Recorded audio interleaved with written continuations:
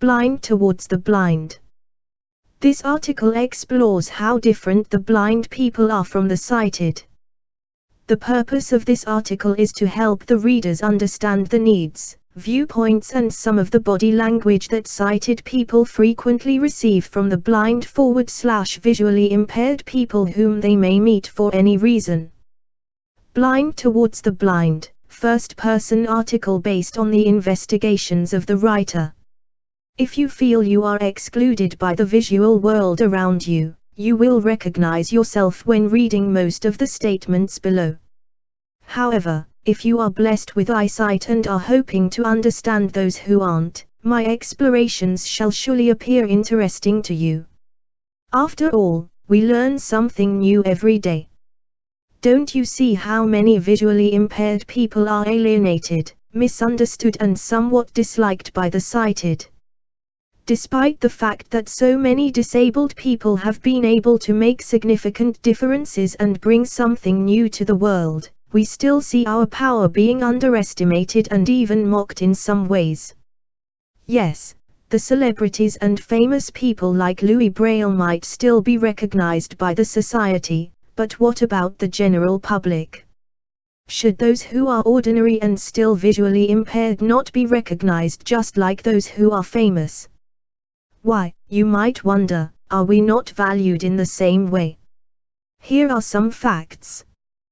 Those whom God blessed with eyes, seem to rely on their eyes more than on everything else. In other words, we are 10 times cleverer than the sighted, simply because we have to learn to use the rest of our senses throughout our lives. Let's take a close look at the differences between communications between the sighted and the blind. If you are a sighted reader, you will recognize yourself in this, as I have explored and analyzed this very deeply, without even needing to look at you. Let's imagine for a moment that you meet an old friend, a family member or a colleague. It does not matter where you meet, may it be a cafe, a park or your house, the level of your visuality will stay the same. Here are the features of the conversations between the sighted. You will look at the person you're speaking to and expect them to look back at you. You will signal you are speaking to them by looking at them, without the necessary need to call them by name. You will understand each other's visual elements of the topic of your conversation without having to be too descriptive. You can signal a change of topic, show reaction or a yes or no answer by a certain look or gesture, without the need to open your mouth and talk. You don't necessarily need to sit close to each other, as you can look at each other from a distance. Now, read back the statements I just made. Do you believe that you can get very far when communicating with visually impaired people in the same way? Unlike the sighted, we have totally different features of interaction. All of those are listed below. In order to hear each other, we stick out an ear towards the speaker. We have no use in looking at them, as we cannot see them, and hearing what they are saying is what we aim for. In order to hear and understand each other, we must sit relatively close. We can't take looks, nor give looks, therefore we rely on tactile communication such as hugging, stroking, patting and occasionally kissing. We can never tell you speak to us unless you call us by name. If a sighted person speaks to a blind/visually impaired person, there are no visual elements included and everything has to be described /shown. No gestures nor look are useful to us, therefore we rely on words. A tactile sign such as a slight tap can be used to signal certain things that can't be said because of certain circumstances.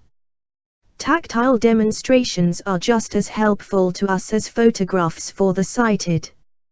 When describing does not help us understand what you are referring to, it is always helpful to allow us to feel the actual item, a tactile diagram of it or a molded shape. As a result of these differences, blind/visually impaired people are often misunderstood by the sighted.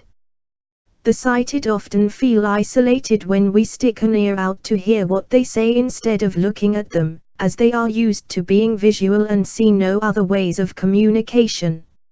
In the same way, the blind feel misunderstood when someone expects a look from them while they know nothing about giving or taking looks. These differences of communication and response cause alienation and separations between the sighted and the blind. Now that we've explored communication, let's explore the general visuality of this world. How much do you value your other senses than your eyesight? It is a fact that sighted people value their eyes more than their hearing, smell, taste and touch. If I went to the staff room and blindfolded all the teachers that were there, I am certain that the majority of them shall struggle finding their way around the room, let alone the rest of the school. And why is that? Why can we find our way without sight and you can't? Simply because you do not pay attention to any other details of the room that aren't visible. Even while trailing around the room and trying to find the way out, sighted people shall take a lot longer to leave the room without looking than those who have been forced to do that all their life. Now, I am picking the words off of your lips, obviously, honey. With the mobility aids such as the long cane you are able to find your way without looking dear. However, not only do we use mobility aids to help us find our way, but also our senses. A lot of the time, when standing by a wall, we can feel that there is a wall ahead, as it is blocking the area ahead and we are able to detect it and follow it. It becomes even easier to follow it when we hear sounds on the other side of the wall, which give us clues of the direction of the door.